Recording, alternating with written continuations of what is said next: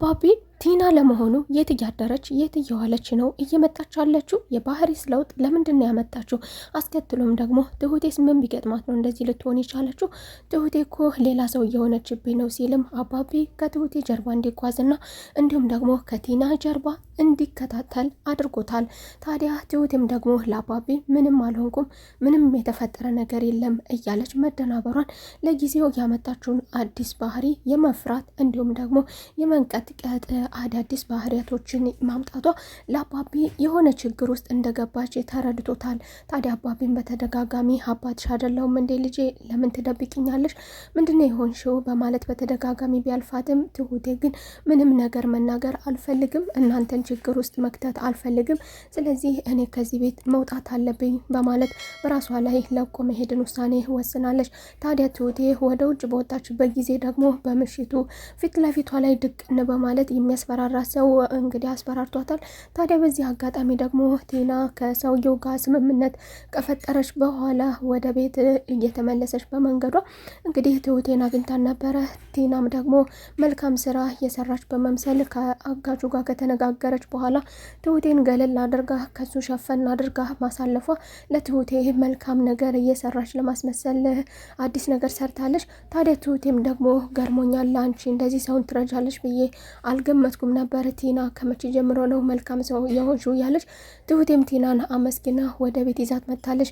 ታዲያ አባቢ ደግሞ የትሁቴ እንደዚህ መሆንና ቲና የትን ቦታ ውሎ ማደር የሆነበት አባቢ ደግሞ ቲናን በሚገባ ከማንም በላይ ስለሚያውቃት ያለ አንድ ምክንያት እንዳልቀዘቀዘችና ያለ አንድ ምክንያት ከቤት ወጥታ እንደማታደር ግራ የገባውና የጠረጠረው አባቢ ደግሞ ከማንም በላይ በሽተኛ በነበረበት ጊዜ ብዙ ነገሮችን ስለታዘባት ስለዚህ ቲና ያለ አንድ ነገር ልትሰግን እንደማትችል ስለገመተ እንግዲህ እንዲከታተሏት አድርጓል። ታዲያ ከተከታታዮቹ መካከል ደግሞ ቀዳማዊ የሚባለው ዳንኤል ነበር። ዳኒ ቲና የት እንደነበረች እንድትከታተልልኝ እፈልጋለሁ፣ የቲና የባህሪ ለውጥ ምንን ያስከተለ ነው? ይህ ነገር ግራ ገብቶኛል ሲልም ዳንኤልን ያዘዘው ቢሆንም ዳንኤል ደግሞ እኔ ከኤዱ ጋር መጣላት አልፈልግም፣ ኤዱ ይቅርታ እንድታደርግልኝና ራሴን ቀይሬ ሌላ ሰው አዲስ መሆን ነው የምፈልገው ሲልም ለአባቢ ቢመልስለትም አባቢ ደግሞ እኔ ኤደንን አሳምናታለሁ፣ ስለዚህ አንተ ብቻ ተከታተልልኝ፣ ምክንያቱም እሷን መከታተሉ ለሁላችንም ደህንነት፣ እንዲሁም ዳኒን ልትረሳው የማችለው ፍቅረኛዋ ወዳጇ እንደሆነና ነገር ግን ልትስተካከል ባለመቻለህ እያዘንኩኝ በአንተ ማንንም ልተካ አልችልም እያለች ኤዱ ይቅርታ ባታደርግለትም የእሱ ትክክለኛ ያልሆነ ሰው መሆን ከትናንቱ አለመውጣቱ ቢያናድዳትም ግን ከዳኒ በፍጹም መራክ እንደማትችልም እየተናገረች ነበር ኤዱ።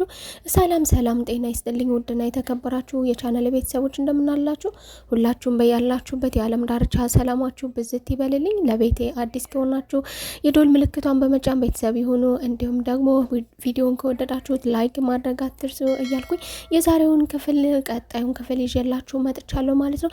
ቲና እንግዲህ ተንደፋድፋ ከዳነች በኋላ ከአጋቹ ጋር ብዙ ችግር ቢገጥማትም ከአንድ አጋሽ ደግሞ ወደ አንድ አጋሽ ደግሞ ወደ ሌላ ተዘዋውራለች። ካሊቤቱ ቲና ወደ ውጭ ወጥቶ ማምሸት አልወደደውም። ከዚህ በፊትም በተደጋጋሚ የተናገራት ቢሆንም ዛሬ ደግሞ አምሽታ መምጣቷ ወደ ቤት በጊዜ አለመግባቷ አበሳጭቶታል። ታዲያ ይህንንም የተመለከተው አባቢ በሌላ በኩል ያስባል። ልጅ ምን ሆና ነው? ምን ገጥሟት ነው? አንደኛ ደግሞ የባህሪ ለውጥ አለ፣ ትልቅ መደናገጥ ይታይባታል። ካሊብም በዚህ የተነሳ ከአባቱ ጋር ከባድ ግጭት እየፈጠረ ነው። ለምንድን ነው እንደዚህ የምትናገረው? ተዋት ይላል አባቢ። ትሁቴ ትክክል አለመሆኗን የሆነ ችግር እየገጠማት ይመስለኛል በሚለው ይሄዳል። ካሊብ ደግሞ ከዚህ በፊት ከወንድም ጋር አይቻታለሁ ብሎ ነግሮታል። አባቢ ደግሞ የካሊብ እንደዚህ መሆን አስደንግጦታል። ለመሆኑ አንተ ከመቼ ጀምረህ ነው? ምን ተፈጥሮ ነው? በማለት አባቢን በግልጽ ጠይቆን ነበረ። ካሊብም ምንም ነገር እንዳልተፈጠረ ለማስተባበል ሞክሮ ነበረ። አባቢ በመቀጠልም ፍቅረኛ እንዳላት ነግሮት፣ ካሊብም ደግሞ በዚህ ነገር ለሱ አዲስ ነገር ሆኖበታል፣ በእጅጉ አስደንግጦታል። አባባም እንግዲህ የካሊብን ስሜት ከተረዳም በኋላ ወደ ትሁቴ በመምጣት ትሁቴን ችግሯን ብትናገርም ባትናገርም ፊት ለፊት በማየት ከተረዳ በኋላ ካሊብ ደግሞ ቅናት እንደገጠመውና በፊት ለፊትም ካሊብ ስትገባም ስለተናገራት አባቢ ወደ ትሁቴ በመሄድ እኔ ለምን እንደሆነ ባላውቅም ካሊብ ግን የሆነ ቅናት ነገር እየታየበት ይመስለኛል።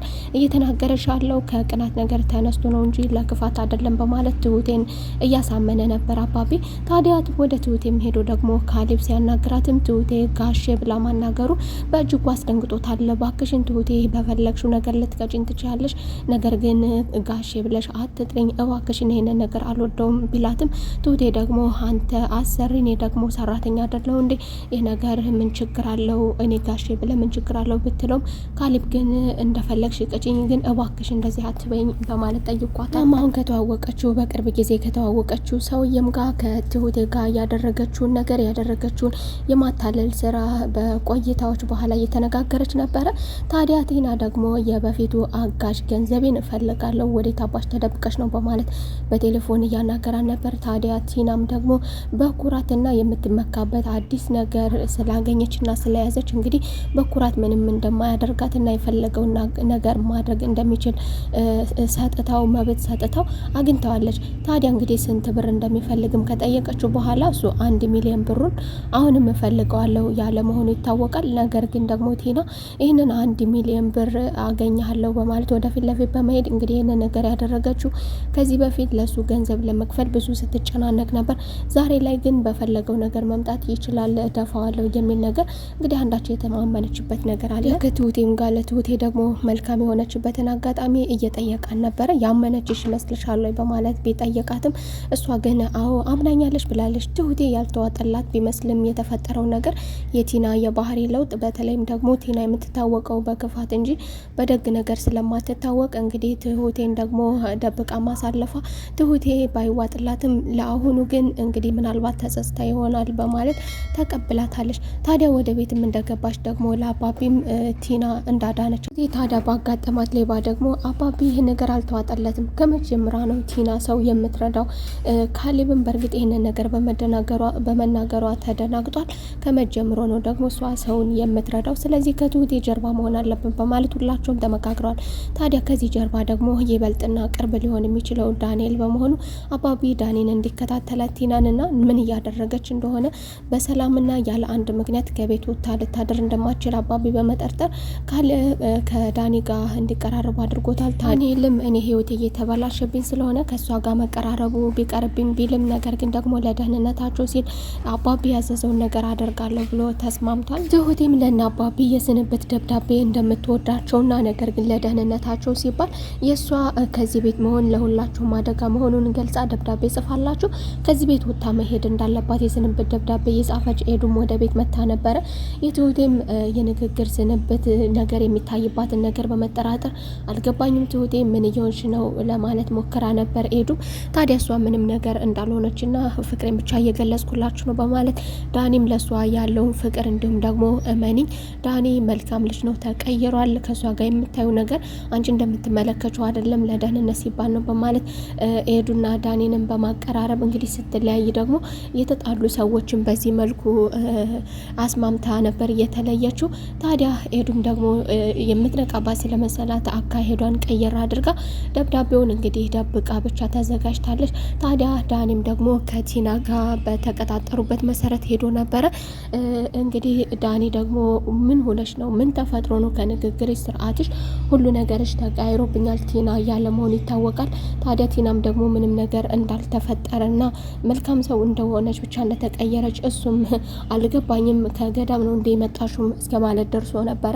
ቲና እንግዲህ እሱ ደግሞ ከሸሯንና ዳኒ መጠቀሚያዋ እንደሆነ ከዚህ በፊት እንደምታፈቅረው በእውነትም እንደምታፈቅረው የምናውቀው ነበረ። ዛሬ ላይ ደግሞ እንግዲህ ይሄ ነገር እንደማይሳካላት ስላወቀች በፍቅር እንደማታገኘውና ከኤዱ በላይ ማንን ሊወድ እንደማይችል ስለተገነዘበች ዳኒ በፍጹም የሷ መሆኑን ሊሆን እንደማይችል ስለተገነዘበች እንግዲህ ዛሬ ላይ ደግሞ ያንን ታምትቼ ካንተ ጋር ከደሳሳ ጎጆ የምቀመጠው ቀውስ አይደለሁም በማለት እንግዲህ ዳኒን ለመጠቀሚያና በተለይም ደግሞ ቁልፍ ነገሯ እንደሆነ ዳኒ ወደ ብዙ መንገዶች ሊያቀርባት የሚችለው እሱ ብቻ በመሆኑ እንግዲህ እሱ ደግሞ ሰዎችን ለማዳን የቀረባት ቢሆንም እሷ ደግሞ ዳኒን ለጊዜው ለማሳለፊያና ለመጠቀሚያ ወደ ችግር ለመግቢያ ይሆነኛል በሚል ብቻ ነበር እየቀረበችው።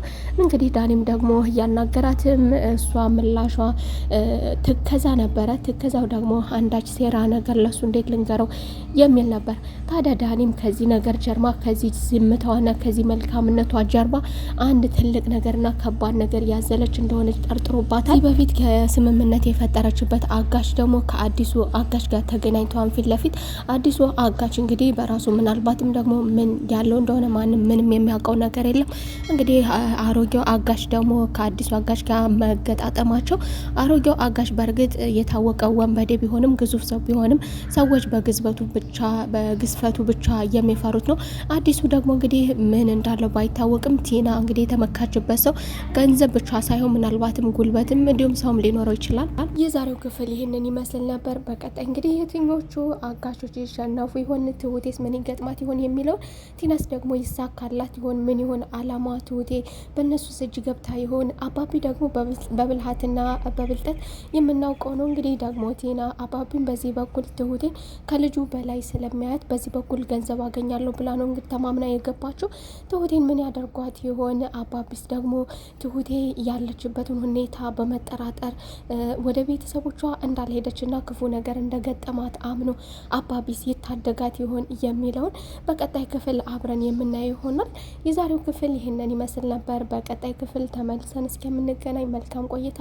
ለቤት አዲስ የሆናችሁ ቪዲዮንም ላይክ ማድረግ አትርሱ። ደወል ምልክቷን በመጫን ቤተሰብ ይሁኑ እያልኩኝ ባይ ባይ።